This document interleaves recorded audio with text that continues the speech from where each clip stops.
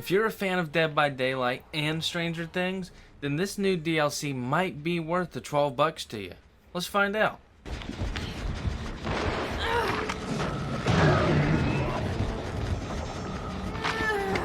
First, we're going to do Nancy. She is so far my favorite character in this DLC, and I'm going to take a shot in the dark and say everyone else is too.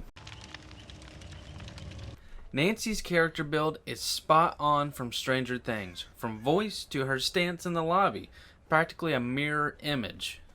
Now Nancy has some of the best perks I've seen in Dead by Daylight, so let's start with Fixated.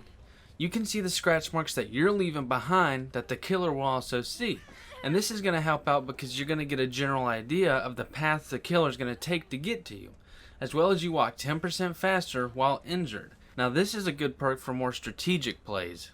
Next up, we have Better Together. This one allows the aurora of the generator you're repairing to be revealed to the other survivors who are in a 32-meter range. And if the killer downs a survivor while you're repairing a generator, you will also see all the survivors' auroras for 8 seconds.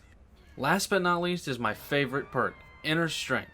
If you're injured, this perk allows you to hide in a locker for 10 seconds to be completely healed. Sounds a little too good to be true, but there is a catch. You have to cleanse a totem for this one to be activated. Any totem will do. Any totem that's hexed or any dull totems.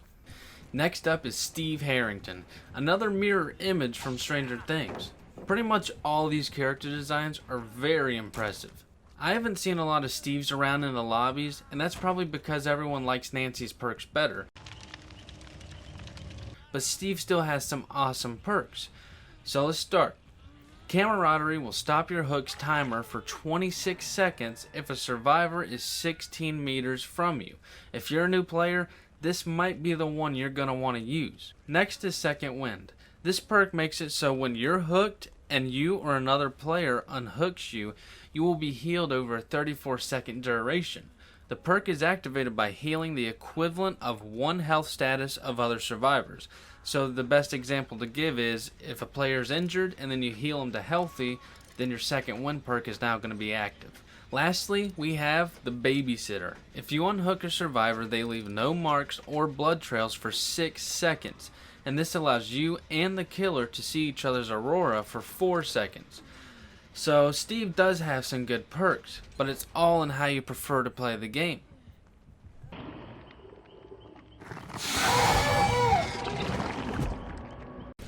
And finally, what most people are excited about is the Demi Gorgon.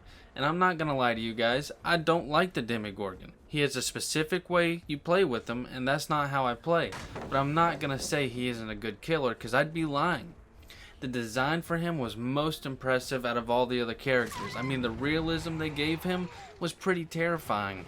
Playing as a Demi Gorgon, you can now lunge attack to other players. And you have a very far lunge distance, so if you're playing as a survivor, you might want to look out for his lunges. The Demi Gorgon can put down portals so he can traverse through the map more easily.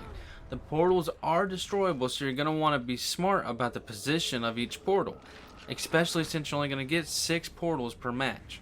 Here are the Demi Gorgon's perks. Mindbreaker. While players fixing a generator with less than 50% of the generator completed, the survivors are affected by exhaustion, so no running away from this guy. Next is Cruel Limits. Every time a generator is completed, every window and vault within a 24-meter radius of that generator is now blocked for 20 seconds, so now you're not going to be able to have an easy escape from them.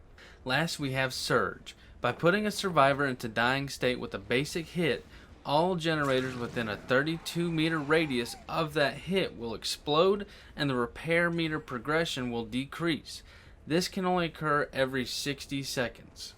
Now all of this is brought together by a brand new map, the Underground Complex. And complex is the correct word to use for this. It'll take you a hot minute to learn this map. This is the most ambitious, well thought of, and the wickedest map they've made so far. Dead scientists sprawled out all over the map. You're going in and out of labs. I mean, you're going to be living in the world that you've watched 2 seasons of. Overall, if you love Dead by Daylight and you love Stranger Things, then this $12 will not be a problem for you to drop. You're getting 3 very well designed characters that come with insanely good perks. Only thing that can make this better is maybe let me play as Dustin, but I'll live because this is good enough. Happy hunting or surviving. How you play this game is up to you.